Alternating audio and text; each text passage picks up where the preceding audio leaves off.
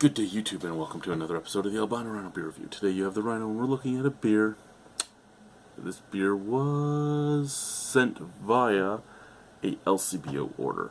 What do we have here?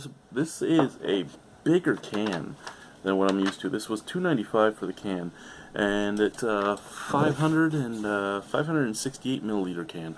This is Old Flame Brewing's Red. Now, Old Flame Red is a Vienna lager at 5.1% alcohol. Now, to put it in perspective, 568 milliliter can. It is a bigger can. You put it up to say a 473. You can see quite a difference, and it is just as wide.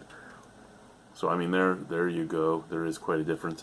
But this is basically the same price as all the 473 milliliter cans I bought.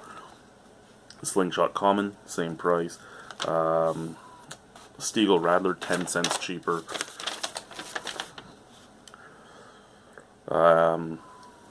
Yeah.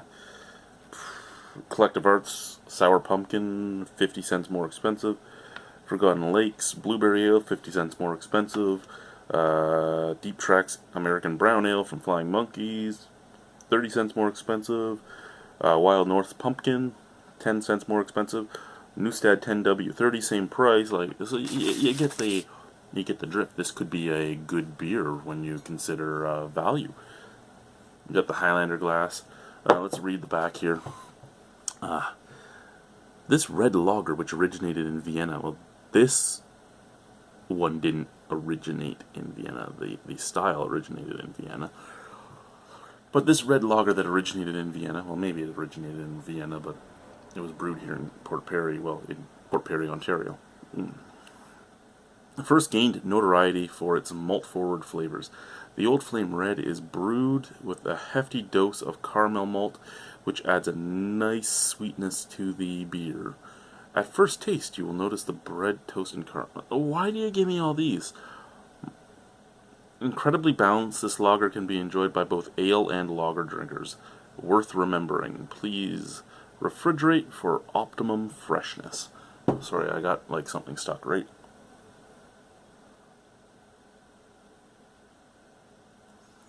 There we go. Better. I had something stuck there. I don't know what it was, but it's better. 100% natural ingredients, purified water, malted barley, hops, and yeast. And this was a gold medal winner, apparently. Yeah. I don't like tasting notes myself. I love hearing about what's in the beer. I love hearing the history of the beer, stuff like that. But tasting notes themselves, I really think that I myself should make my own judgment on what the beer tastes like.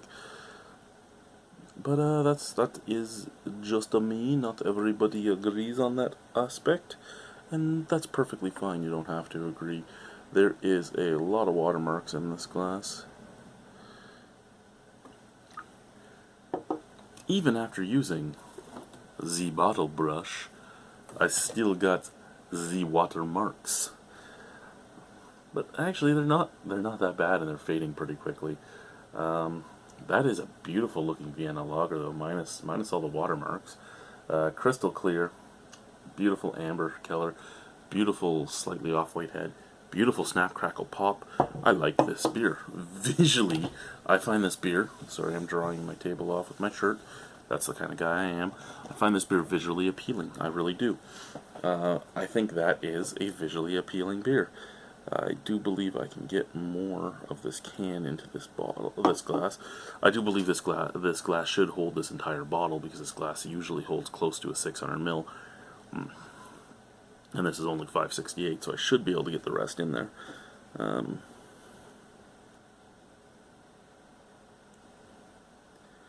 Yeah, there we go.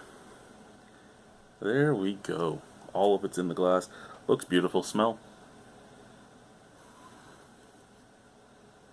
See, and the reason I don't like the tasting notes on there is because I don't know if that's a legitimate smell, or if I'm smelling what it told me I'm supposed to smell. Because I'm smelling breadiness, I'm smelling caramel, I'm smelling toastiness. I mean, that would make sense for the style, but is my mind psychosomatically making it be there, or is it really there? I don't know. Now, out of the glass, it smells the same. Toasty, bready, malty, very caramel-like. Cheers.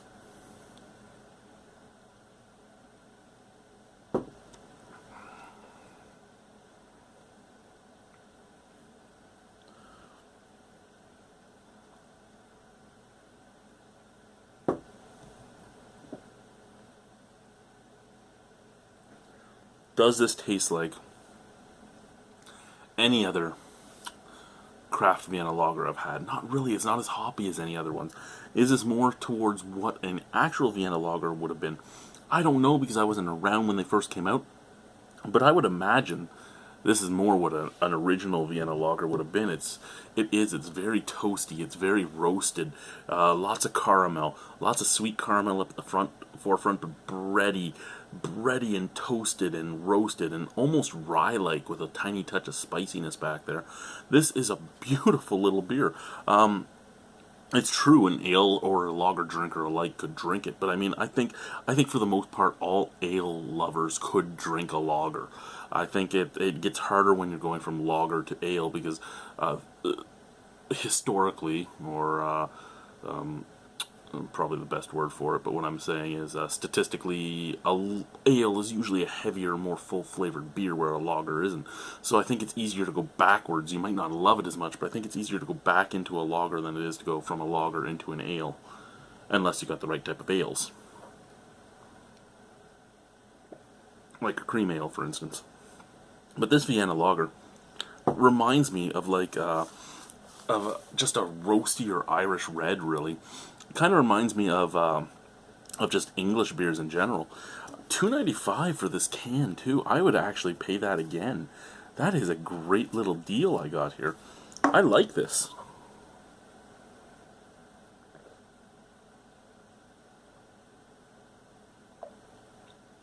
Yeah. Yeah, I really like that. I really like that. Did I mention I really like that? That's a nice beer.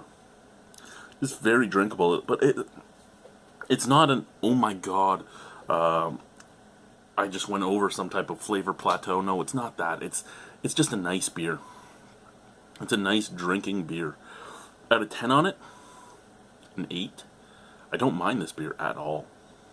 Yeah, I'd say an 8 out of 10 from the Rhino to you guys for this beer that I find to be a very easy drinking beer that I think anyone could enjoy.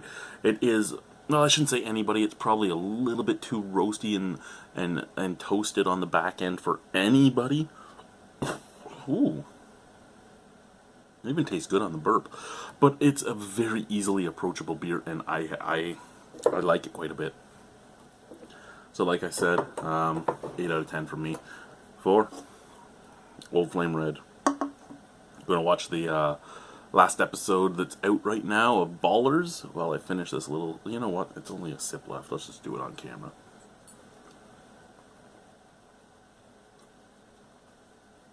There you go. Bye, guys.